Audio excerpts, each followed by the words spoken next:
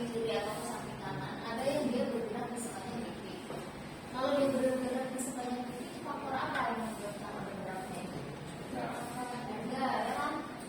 Enggak, harga berapa harga? Karena berapa harga?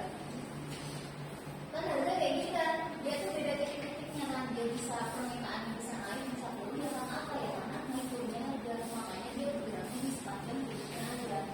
Tapi kalau dia disebutkan faktor lain, kayak harga barang lain, pendapatan, walaupun harganya tetap, dia bisa bergerak, garisnya itu bisa bergerak ke samping kiri samping kanan. Dengan walaupun harga tetap, dia tuh ya tetap aja. Kalau dia ada pendapatan naik misal, ya dia permintaannya akan naik, jadi dia gerak ke kanan. Kalau pendapatan turun, ya dia bakal gerak ke kiri. Itu tergantung faktor apa yang menyebabkan. Tapi kalau dia cuma karena harga, ya dia cuma pindah dari titik A ke titik B. Ya, karena tadi dari titik A misal harganya 50, terus harganya turun, ya dia bakal naik permintaannya. Tapi dengan kalau dia harga tetap terus faktor lain berubah, jadi bakal bergerak-geraknya ke samping kiri ataupun ke samping kanan. Bedanya. Habis itu ada kayak Iwan udah kan satu pendapatan gimana udah belum?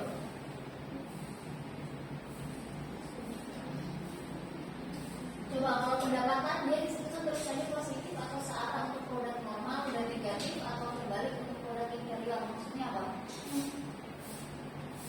Berarti gimana? Semakin tinggi pendapatan, permintaannya naik atau turun? Naik. Itu kalau dia kayak positif. Kalau arahnya negatif, berarti semakin tinggi pendapatan, permintaannya turun. Kenapa kira-kira kalau produk inferior dia turun? Seleranya tinggi. Seleranya tinggi sehingga tidak suka dengan produk inferior itu apa? Apa kemarin? Produk inferior itu apa? Belum berarti. Produk inferior itu produk yang dia kualitasnya kurang bagus. Kayak inferior itu kan dia lemah, kan dia anggap juga kurang bagus. Contohnya apa nih? Instan, barang KW, barang bekas, kayak gitu. Jadi kalau kita menganggap suatu barang itu dia kurang bagus, ya kita bisa anggap aja produk itu inferior buat kita. Jadi bukan pilihan utama buat kita. Jadi misalnya mie instan, kalau kalian udah punya duit banyak, tiap hari makan mie instan nggak? Enggak kan? Ya karena kalian menganggap mie instan itu produk inferior atau kelas kedua gitu loh, kelas yang kualitasnya kurang bagus. Ya karena kualitasnya kurang bagus, kalau kalian semakin bertambah uang kalian, ya kalian nggak akan konsumsi. Jadi semakin sedikit mengkonsumsi instan. Jangan produk inferior. Kalau substitusi komplementer kemarin udah belum? Substitusi apa? Ganti komplementer. Substitusi berarti komplementer lengkap. Substitusi contohnya apa barangnya? Teh sama kopi. Berarti kalau harga teh naik, permintaan kopi naik atau turun? Harga teh naik, permintaan kopi naik atau turun? Harga teh turun. Apa tadi harga teh naik, permintaan kopi naik atau turun? Itu di situ tulisannya positif atau searah, berarti apa? Naik kan? Harganya naik, permintaan kopi naik. Kenapa? Karena gantinya kan.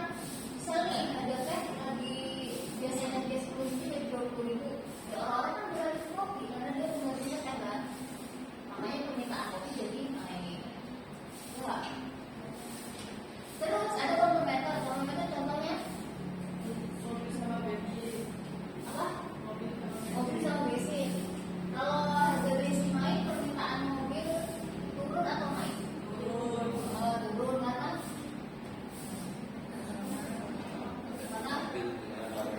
karena bahan bakar yang mahal, ya kan nggak jadi beli mobil. Karena dihitung itu mungkin kemampuan dia untuk punya mobil kurang lah, karena mungkin kemarin dihitung harga BBM masih murah tuh, masih aman lah, jadi segini. Oh ternyata BBM naik, sedangkan mungkin operasional tinggi dan lain sebagainya. Akhirnya nggak cukup mungkin ya akhirnya dia nggak jadi beli permintaan dulu. Terus nih ekspektasi harga dan pendapatan. Kenapa dia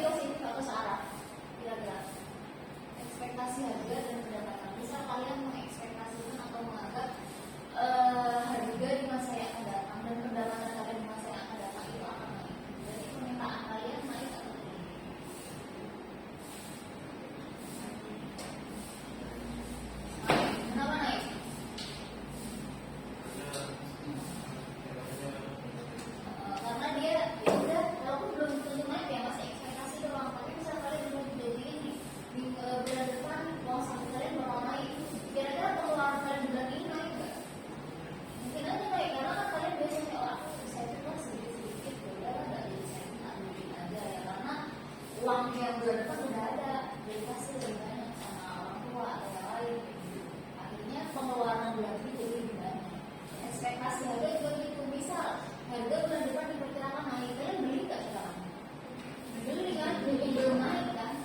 Makanya kenapa ketika ekspektasi harga itu tinggi, ya kita cenderung akan membeli lebih banyak sekarang sebelum dia diperkirakan naik. Baik ya. Nah, lanjut ke fungsi. Fungsi kemarin coba. Nah, fungsi itu apa? Ya dia adalah ya fungsi atau koefisien yang menggambarkan hubungan antar faktor-faktor tadi. Kan berarti permintaan suatu barang itu dipengaruhi oleh berbagai faktor kan. Ada harga barang itu sendiri, harga barang lain, pendapatan, selera dan lain sebagainya. Nah, si fungsi permintaan ini menggambarkan arah hubungan tadi. Ya kira-kira apakah harga barang lain itu meningkatkan permintaan, apakah pendapatan meningkatkan permintaan, itu digambarkan dengan suatu fungsi. Nah, ini gimana kayak gini? Ini fungsi kan? Ini ada fungsi Q dx sama dengan 12.000 min 3px plus 4py min 1m plus 2a. Berarti maksudnya apa? Berarti permintaan quantity demand dari barang X itu kayak gimana gambarannya? Oh ternyata dia itu kalau harganya 0, permintaannya bakal 12.000. Kalau baca gitu. Kalau harganya 0, dia permintaannya bakal 12.000. Terus permintaan 12.000 itu ketika harga 0 ini melalui apa? Min 3px. Px itu apa? Harga barang X. Berarti ketika harga barang X itu naik 1 unit, permintaannya bakal turun minus 3. Semakin dia naik, berarti semakin turun kuantitas yang diminta. Turunnya seberapa ya? Naik 1, turunnya minus 3. Kalau plus 4P ya apa? Berarti dia harga barang lain kan, baik itu substitusi maupun komplementer. Kalau dia harga barang lainnya naik, permintaan barang X itu ikut naik. Naiknya seberapa? Plus 4. Jadi tiap barang lain naik 1, si barang X naik juga, naiknya plus 4. Terus ada M itu pendapatan. Jadi kalau pendapatan naik 1, permintaan turun 1. Dan seterusnya itu A iklan. Jadi kalau iklannya ditambah 1, permintaannya nambah 2. Ini cara baca fungsinya kayak gitu. Contoh soalnya, misalkan barang X dijual seharga 200 per unit, barang Y dijual harga 15 per unit, perusahaan mengeluarkan 2.000 unit iklan dan pendapatannya 10.000. Kita jawab berapa banyak X yang akan menjadi konsumen, apakah dia substitusi komplementer dan dia apakah normal dan material. Kita bisa tahu dari fungsinya. Berarti kalau kita mau tahu banyak barang yang jadi konsumen yang jadi unit angka-angka ini dimasukkan ke rumus. Kita tahu berarti yang diminta dalam keadaan seperti ini, keadaan harganya kalau naik jadi turun min 3, kalau barang lain jadi tambah plus 4, kalau pendapatan naik jadi turun min 1. Dalam keadaan itu berarti permintaan konsumen itu di angka 5.460. Kita konsumsi X adalah 5.460. Nah, terus cara kita tahu apakah barang X dan Y itu substitusi komplementer, apakah barang X itu normal atau inferior, dari mana? Dari arah plus minus koefisiennya. Ini di bawah. PY itu kan dia di situ plus kan. Jadi makanya dia substitusi. Kalau dia harga barang substitusinya naik, misalkan tadi naik, ya kopi itu naik. Naiknya berapa? Plus 4. Makanya ada dia plus 4, berarti dia hubungannya positif atau searah, makanya dia substitusi. Terus yang bawah ada interior, ya karena ini 1M, bukan plus 1M. Berarti kan semakin tinggi pendapatan, permintaannya semakin turun karena ini 1. Makanya dia di situ barangnya interior dimasukin. Habis itu kita yang dulu. Yang sebelah sini kok nggak kelihatan, gue udah dibuka di udah aku belum ya dia. Ada yang bertanya kan? Udah, lanjut ya. Nah terus kita udah belajar tuh tentang konsep fungsinya. Oh ternyata fungsi atau rumus permintaan itu yang menggambarkan keadaan permintaan suatu barang yang dipengaruhi oleh berbagai faktor. Nah cara kita bikin atau menggambarkan rumusnya ke dalam kurva gimana? Misalnya, berarti caranya untuk menggambarkan ke dalam kurva ya kita cari hubungan antara price sama quantity. Kan kurva permintaan dan penawaran itu ada dari dua sumbu kan? Yang sumbu atas itu price, yang sumbu bawah quantity. Berarti kalau kita sama tadi rumusnya panjang, ada pendapatan, ada iklan, ya itu yang lain kita eliminasi, kita buang. Kita cari yang dia menggambarkan menggambarkan quantity sama price aja. Makanya kenapa di sini rumusnya tadi angka-angkanya dimasukkan semua kecuali yang P sama Q. Contoh di bawah Q sama dengan 6060 min 3 P. Yaitu tinggal angka-angkanya dimasukin biasa. Gitu. Kecuali yang P-nya. P-nya tetap 3 P. Nah terus dari situ yang pada warna biru itu diubah. Kan tadi kuantiti duluan, mau nyari kuantitas keseimbangannya. Nah yang di panah biru dibalik aja, berarti nyari P-nya. Buat apa sih dibalik? Itu mau nyari ininya. Mau nyari sumbu perpotongan ini loh. Kenapa harus dibalik kayak gini? Buat nyari angka 2020 sama 6060. Gitu. Berarti ini maksudnya apa? Kuantitas yang diminta sama konsumen ketika harganya 0, ini kan 0, 6060. Sedangkan harga yang paling tinggi yang mampu dibeli konsumen itu 2020. Kalau dia udah mencapai 2020, orang nggak ada yang beli alias. Nah makanya kenapa kita cari ininya? Kita mau cari sumbu ininya, sumbu perpotongannya. Jadi ketika kuantitas 0 harga maksimum berapa? Ketika kuantitas 0 ketika harga 0 price maksimumnya berapa? Kuantitas maksimumnya berapa? Nah dari situ baru kalau udah nemu rumusnya tinggal aja dicari sumbunya udah jadilah kurva. Itu kurvanya menggambarkan rumus ini atau ini. Sampai sini lanjut. Nah ini sini biasa sih. Berarti nanti ya udah kalau mau nyari berapa ini tinggal dimasukkan. Juga 28, 25, ini bisa semuanya. Penawaran. Kalau penawaran apa? Berarti permintaan ada ya? Permintaannya itu benar? Ada? Sekarang penawaran itu kita ada dari presentasi. Penawaran berarti apa? Jumlah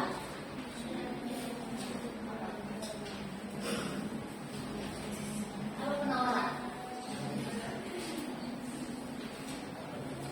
Ayo biar cepat.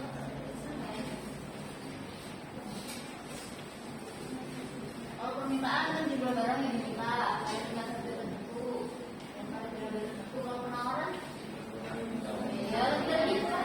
Jumlah bisa ditawarkan pada ya, berarti yang menawarkan barang itu siapa? Produsen. Jadi hukum permintaan kan bunyinya semakin tinggi harga, penawarannya semakin tinggi, semakin rendah harga, penawarannya semakin rendah. Kenapa kayak gitu?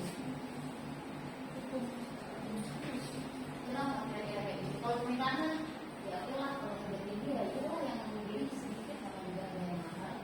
Kalau penawaran, kalau harganya mahal, semakin tawarin semakin banyak. Kalau harganya rendah, yang ditawarin semakin dikit. Kenapa? Kenapa? Kenapa kira-kira? Coba ini tadi POP-nya siapa? Produsen kan? Kalau kalian jadi produsen, pola pikir kalian gitu nggak? Iya. Kenapa? Cari keuntungan kan? Kan otomatis kalau harganya semakin tinggi, ya keuntungannya bakal lebih tinggi. Makanya si produsen itu kalau harga lebih naik, dia jual lebih banyak. Kalau harganya lebih rendah, ya dia nggak mau jual banyak-banyak. Kalau ini nggak ada untungnya, aja untungnya sedikit ya kan? Makanya kenapa hukum penawarannya bunyinya semakin tinggi harga yang ditawarkan ya semakin tinggi. Kalau semakin tinggi harga yang ditawarkan ya semakin sedikit. Karena ini PO-nya produsen kan? Ya sebagai produsen namanya untung ya kayak gitu. Nah fungsinya buat apa? Keputusan terkait manajemen produksi dan budaya. Kan kemarin kita sebagai seorang manajer kan kita udah ini. Dan kita harus tahu kira-kira kita menawarkan barang sebanyak apa supaya keuntungannya maksimal. Dan kita butuh buat mempelajari perilaku kita. Kan perilaku kita ternyata kita tuh kalau harga tinggi kita pengennya jual banyak ya. Nah dari situ apa yang harus kita analisis? Nah digambarkannya rupanya searah maksudnya. Berarti kalau P1-nya di titik bawah ya P1-nya di titik bawah, semakin tinggi ya semakin kuantitas ditawarkan semakin tinggi. Ini sama aja berarti ini pergerakan sepanjang kurva karena adanya perubahan harga. Ya, nah ini faktor-faktor yang mempengaruhi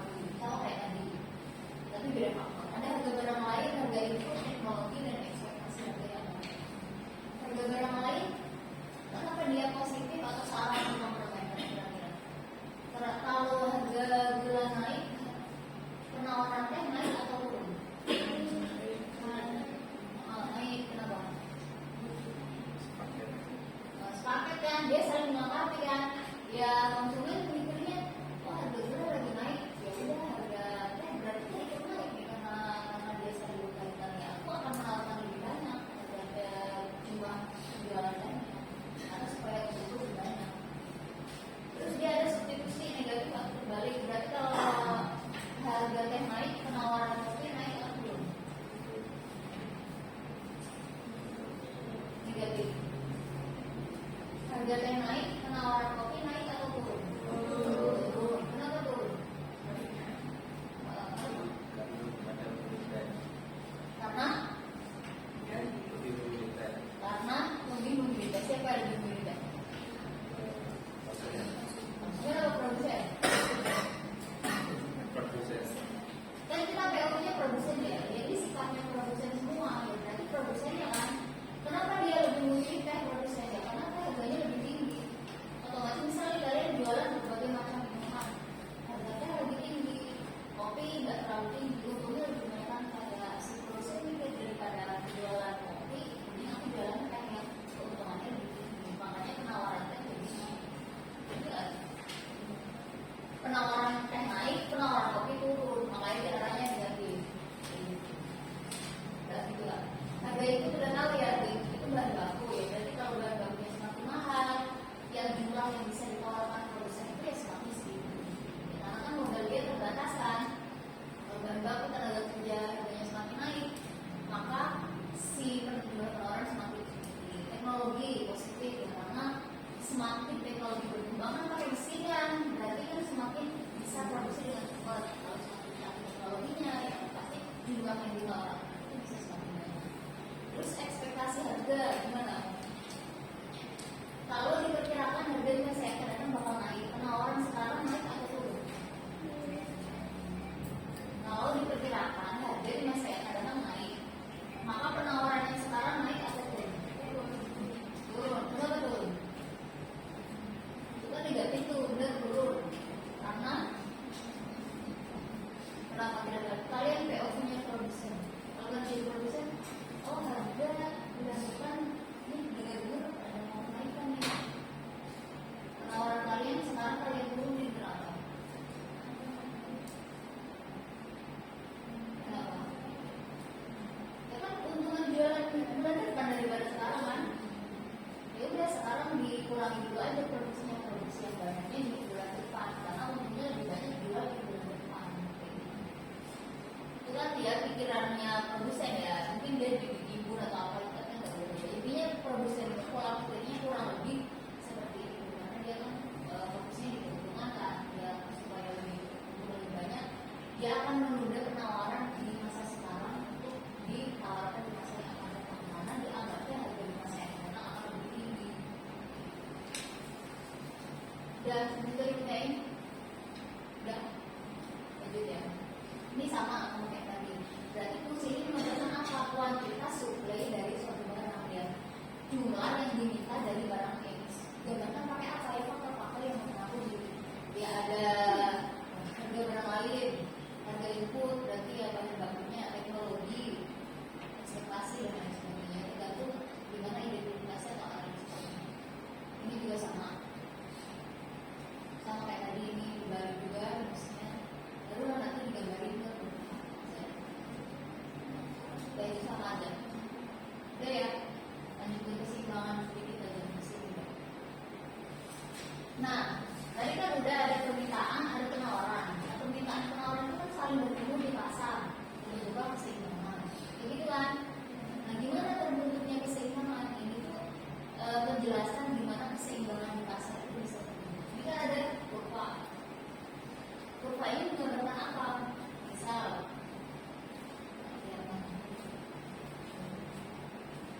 ini ada kurva, ada PL, PL itu price low, PE price equilibrium, PH price high. Jadi kalau harga terlalu rendah gimana, kalau harga terlalu tinggi gimana? Misal kita dari PL dulu nih, misalkan harga tersebut adalah PL, berarti harga terlalu rendah. Kalau harga rendah permintaan banyak atau sedikit? Banyak kan? Makanya mintanya banyak di sini di B. Nah, minta banyak, tapi kan si penawaran produksi kalau harga rendah tadi cuma sedikit kan, makanya si penawarannya cuma mintanya di B, jumlah yang ada di pasar atau yang ditawarkan cuma A, jadi shortage ya, dan itu kurang kan. Nah kalau kurang biasanya diapain?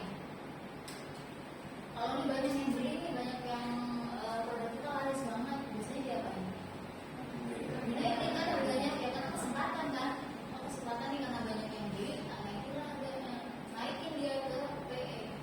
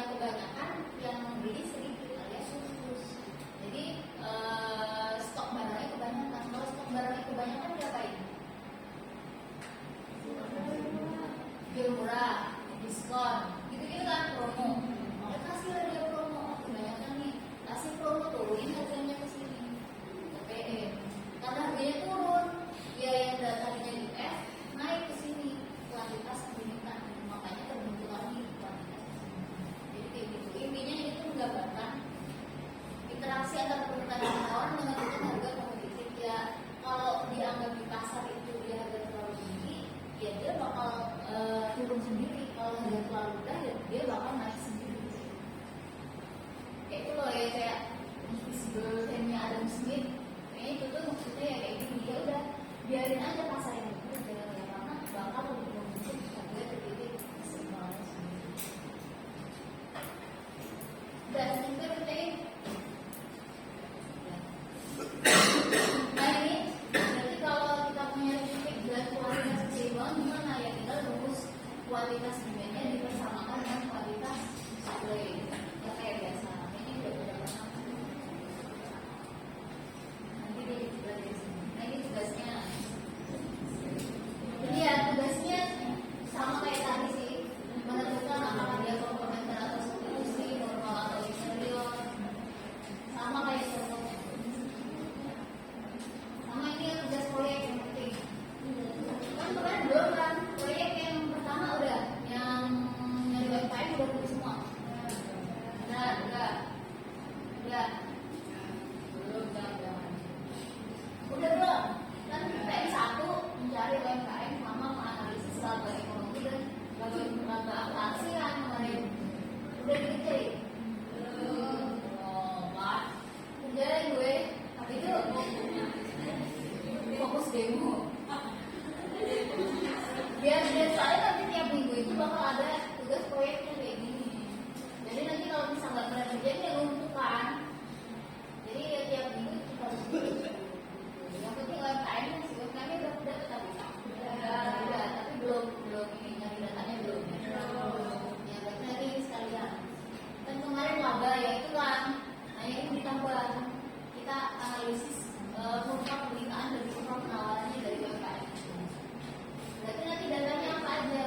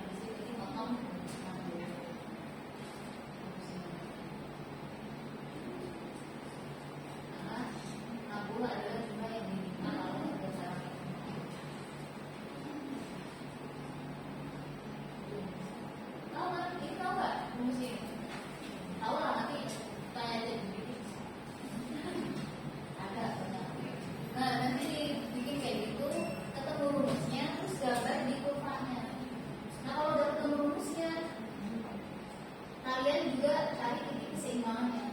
Berarti di B menekan di S, nanti dicari titik Z di mana, nah baru digambar di kurva. Oh berarti dia memotongnya di titik apa?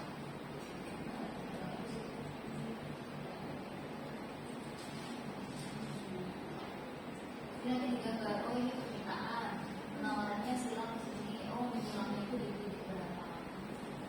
Dari data real yang kalian ketemu. Itu ya. Dirunein, ini diam, paham diam, nggak paham diam, gimana?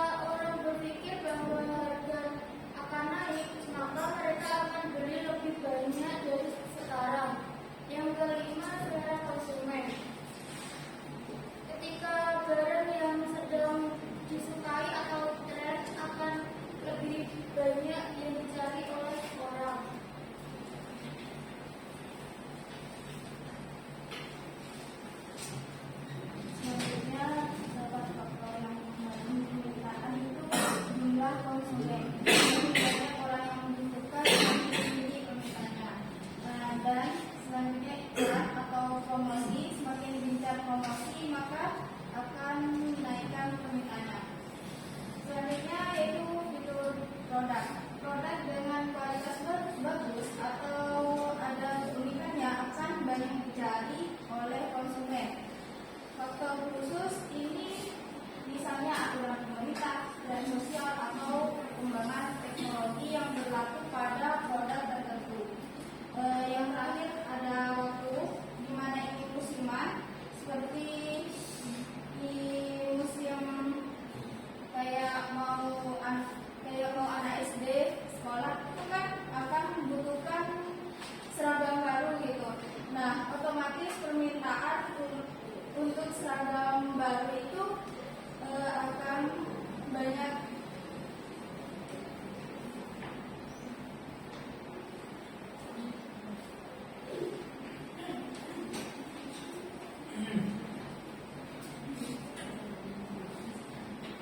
Selanjutnya itu kita masuk ke elastisitas permintaan. Pertama, apa itu elastisitas permintaan? Jadi elastisitas permintaan itu adalah respon perubahan jumlah barang yang diminta dikarenakan adanya perubahan sesuatu. Sesuatu itu salah satunya contohnya harga. Lalu macam-macam elastisitas permintaan itu ada 4 di sini kita jelasin. Yang pertama yaitu elastisitas harga permintaan. Elastisitas harga permintaan adalah ukuran untuk menunjukkan seberapa besar perubahan jumlah barang yang diminta ketika harga barang itu naik.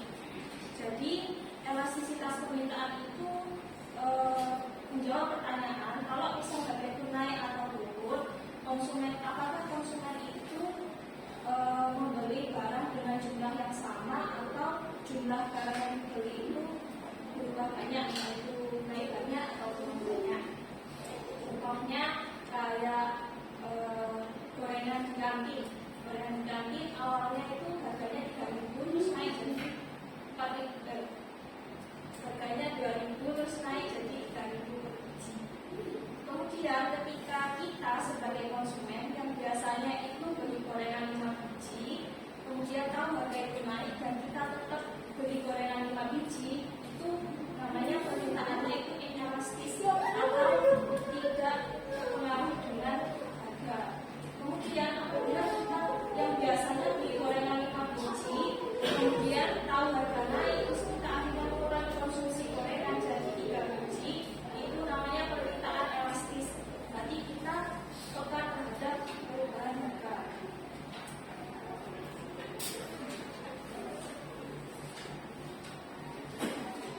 Lalu ada jenis-jenis elastisitas harga permintaan. Yang pertama yaitu elastisitas subuniter, ET sama dengan 1. ET itu elastisitas permintaan. Maksudnya itu elastisitas subuniter itu persentase perubahan harga itu sama dengan persentase jumlah barang yang diminta. Contohnya ketika harga tiket nonton di bioskop itu naik 10%, kemudian penontonnya itu turun 10%. Nah, berarti kan perubahan harga sama perubahan jumlah permintaan tiket itu kan imbang ya, sama-sama 10%. Nah, ini dinamakan dengan elastisitas subuniter. Lalu elastisitas yang jenis yang kedua yaitu permintaan elastis EP lebih besar dari 1. Artinya perubahan jumlah barang yang diminta itu lebih besar daripada perubahan harga. Contohnya harga pulsa naik 5%, kemudian konsumsinya turun 15%. Nah, ini kan menandakan bahwasannya konsumen ini sangat peka terhadap harga. Jenis yang ketiga yaitu elastis sempurna, EP sama dengan tak terhingga. Maksudnya sedikit saja harga itu berubah, maka permintaan bisa langsung hilang. Contohnya di pasar. Di pasar itu misalnya ada banyak pedagang yang jual telur dengan kualitas yang sama. Kemudian ada salah satu pedagang yang menaikkan harga telur, misal dinaikkan Rp500, maka kemudian pembeli langsung beralih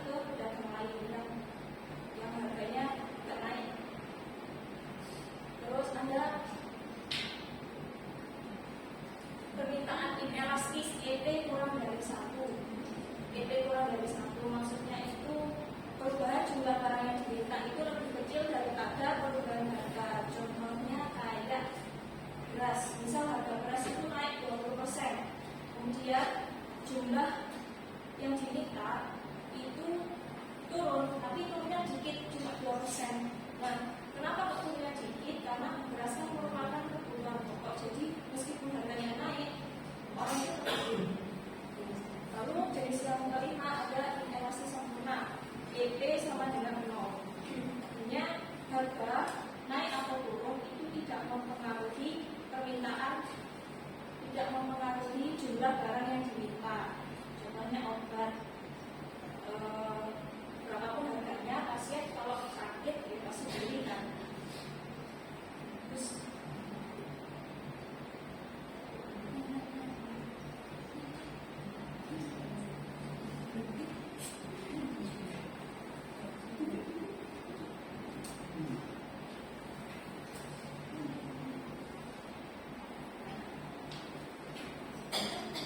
ya ini kita masuk ke menghitung elastisitas harga permintaan. Yang pertama ini kasus apa? Kasus harga menurun. Misal kita ada kasus menghitung elastisitas permintaan beras. Misal gini.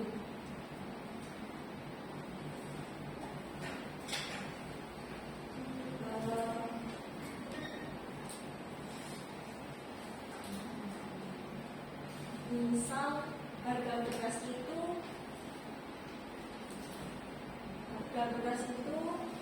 turun dari 4.000 ke 3.000.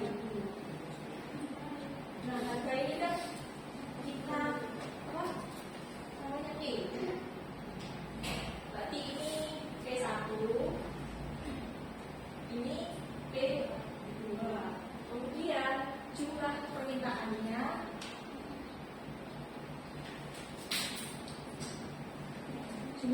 beras itu naik dari 10.000 kilo ke 15.000 kilo. Jumlah ini tadi berarti ini 1/1, ini 2. Kemudian untuk mengetahui perubahan harga sama jumlah permintaan itu caranya dengan delta T. Ini untuk menghitung perubahan harga. Delta T sama dengan T2 kurangi T1. Kalau untuk menghitung perubahan jumlah itu delta I sama dengan T2 kurangi T1. T2 tadi 3.000 ya. 3.000 dikurangi T1 4.000. Tapi hasilnya apa? Minus 1.000. Kalau minus 1.000 itu berarti tandanya, jadi kita bacanya itu bahwasannya perubahan harga itu turun 1.000. Jadi minusnya maksudnya itu turun. Terus kemudian kita hitung jumlahnya, jumlah permintaannya. Di 2 kurangi 1, 15.000 dikurangi 10.000. Hasilnya 25.000 plus ya. Berarti jumlah permintaannya itu naiknya 5.000 kilo. Kemudian kita masuk ke rumusnya. Rumusnya itu EP sama dengan I1 kurangi I2 per P1 kurangi P2 kali P1 per I1. Jadi tinggal dimasukin aja berarti I1 berapa? I1 10.000 dikurangi I2 15.000. Pokoknya nanti hasilnya min 2. Nah, berarti hasil apa? Berarti ditemukan bahwasanya nilai mutlaknya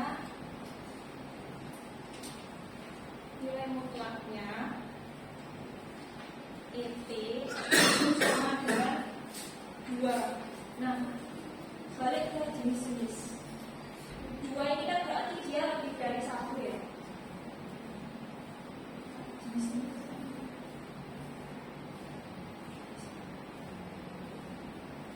dari 1 berarti dia masuk ke elastisitas sama.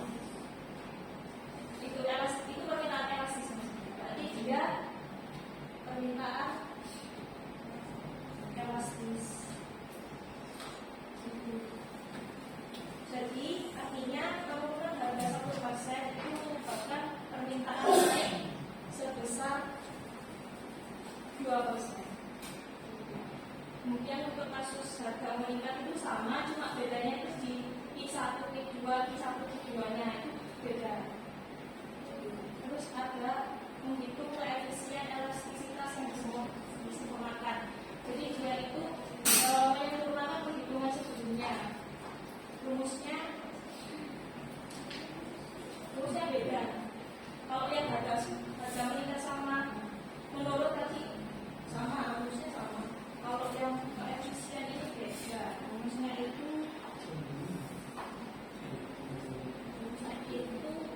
EP sama dengan delta I per delta P kali P1 plus P2 per P1 plus P2. Terus tinggal masuk ingat P1-nya berapa, P2-nya berapa, P1-nya berapa, P2-nya berapa.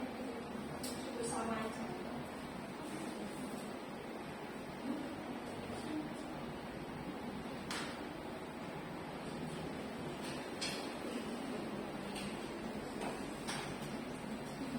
Selanjutnya yaitu ada elastisitas dalam permintaan,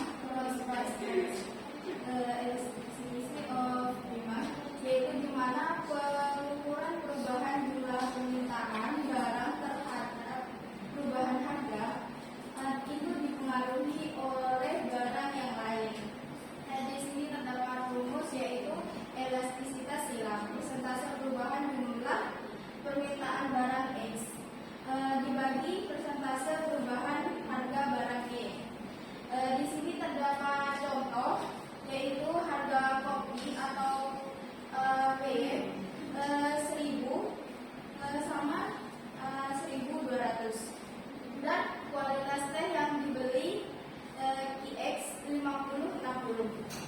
Nah, kita hitung di mana QXY Y 1 itu 50, XY 2 60 per PY 1 kurangi PY 2.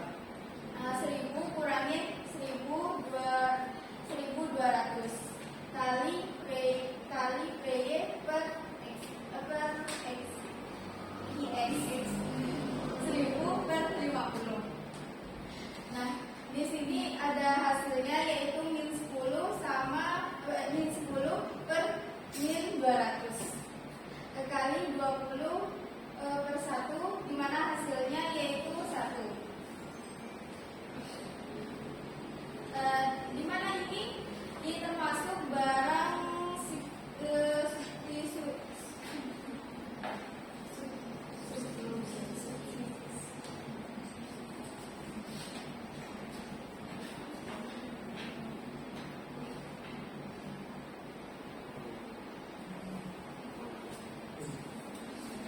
Kemudian yang selanjutnya ada elastisitas pendapatan permintaan. Elastisitas pendapatan permintaan adalah ukuran berapa banyaknya perubahan jumlah permintaan barang terhadap perubahan pendapatan konsumen. Yaitu rumusnya sebagai berikut. Itu contohnya, jika pendapatan sebesar 100.000, jumlah barang yang diminta 10, ketika pendapatan naik menjadi 200.000, jumlah barang yang diminta naik menjadi 15. Kalau dihitung dengan rumusnya ini yang di kanan, itu kan hasil akhirnya setengah ya, 1/2. Itu bisa kelihatan dari harganya kan yang pertama pendapatan 100.000, itu yang dibeli 10. Terus ketika pendapatannya 200.000, itu kan 15 tambah 5, setengah dari 10. Makanya hasilnya ini setengah. Kemudian yang selanjutnya ada elastisitas iklan. Elastisitas iklan merupakan salah satu bentuk pengembangan dari konsep elastisitas. Iklan diyakini mampu mempengaruhi jumlah barang yang dibeli konsumen sehingga perusahaan biasanya menggunakan iklan sebagai sarana untuk mendorong keputusan pembelian terhadap produk yang ditawarkan. Jadi ini elastisitas tentang iklan. Itu rumusnya bisa ditulis kayak gitu. Jadi perubahan penjualan pada itu, perubahan pengeluaran kita.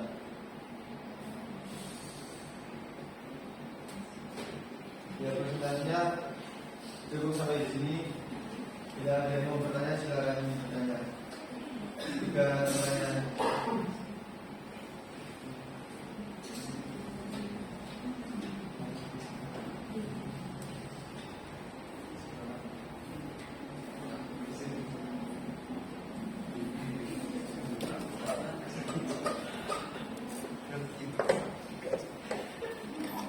teman-teman yang mau bertanya silakan.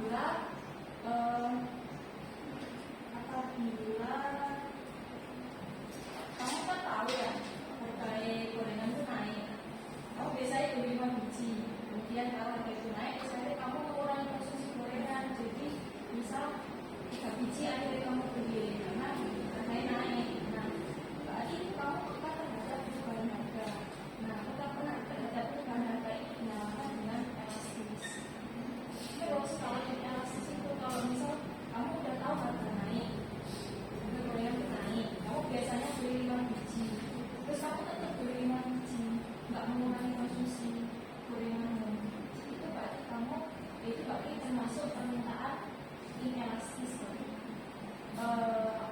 tidak terpengaruh. Itu penjelasan tentang bagaimana permintaan dikatakan elastis sama inelastis. Kalau yang elastis itu seperti apa? Inelastis itu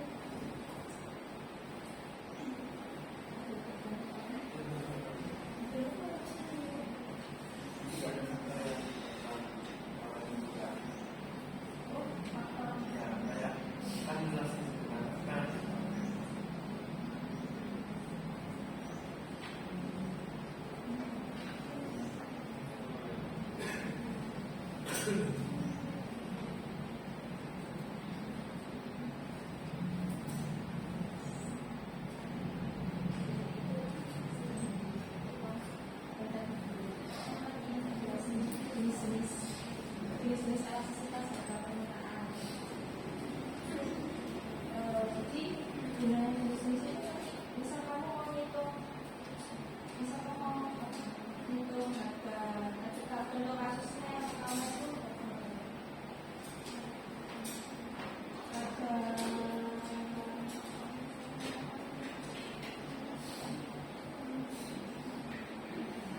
bisa contoh tadi kasus harga menurun. Kita tak hitung hasilnya itu dua. Terus kamu tinggal lihat di jenis-jenis elastisitas harga ini kan ada elastisitas uniter ET sama dengan 1, ada permintaan elastis ET lebih dari 1. Nah kalau dari dia masuk ke lebih dari 1, berarti dia masuk ke jenis yang permintaan elastis ET lebih dari 1. Maksudnya ET lebih dari 1 itu artinya ketika perubahan jumlah barang yang diminta itu lebih besar daripada perubahan harga. Ini itu kasus harga menurun tadi. Dia masuk ke ET sama ET tidak sama. Gunanya itu dua. Mas kamu itu kalau masuk ke jenis elastisitas yang mana? Gunanya jenis-jenis ini.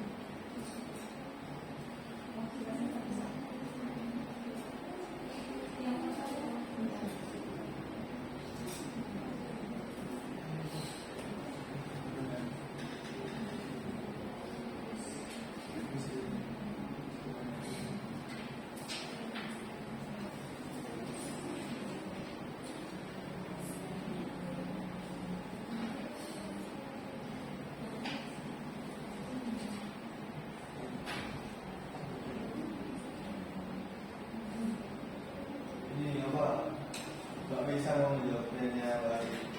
Bisa menjawab pertanyaan dari Mbak Ani, di mana mengapa produsen perlu memahami semua faktor tadi itu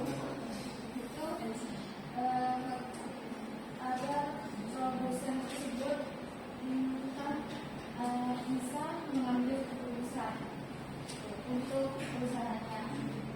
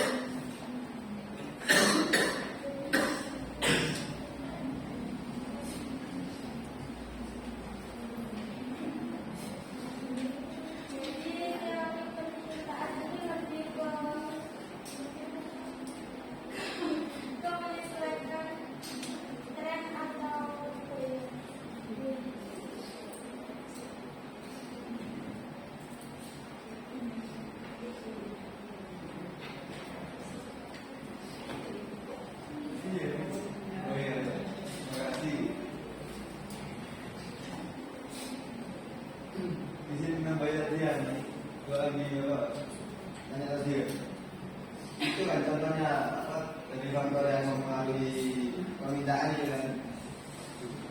Contohnya yang itu kayak apa? Misal ada ini ya, kayak buka misal jual pakaian lari gitu lah, pakaian olahraga. Itu kan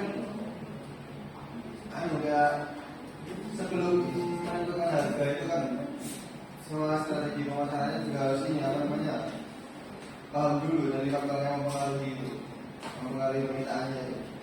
Contohnya ya preferensi konsumen, kayak misalnya suka warna apa, gayanya atau fitur-fiturnya, terus dari tren pasar atau harga pesaing lainnya kayak gimana.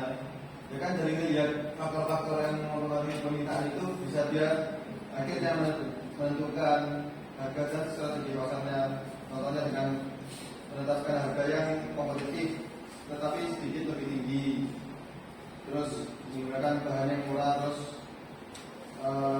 memilih sesuai apa yang diinginkan konsumen. Itulah.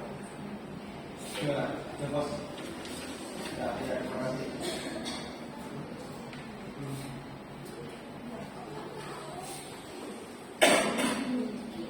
Belum jelasin tentang faktor yang mempengaruhi elastisitas harga. Jadi faktor yang mempengaruhi elastisitas harga permintaan itu ada 4, ada jenis barang, barang mewah dan kebutuhan, sedianya barang substitusi, definisi pasar dan juga rentang waktu. Saya ambil salah satu contohnya ya, misalnya di faktor yang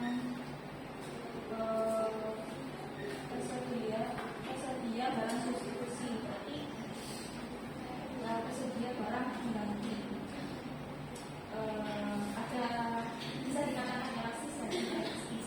Kalau elastis itu gimana? Kalau elastis itu jika ada banyak barang pengganti, maka permintaan dari elastis. Contohnya harga kopi naik, nah konsumen kan bisa beralih ke teh, coklat atau susu. Itu menggunakan elastis. Yang tersedia barang substitusi, faktor yang tersedia barang substitusi.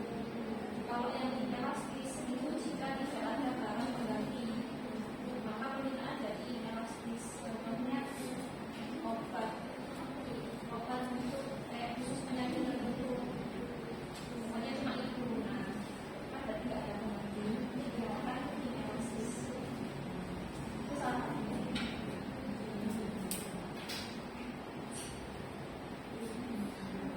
Ya, karena sesi tanya jawabnya sudah berakhir,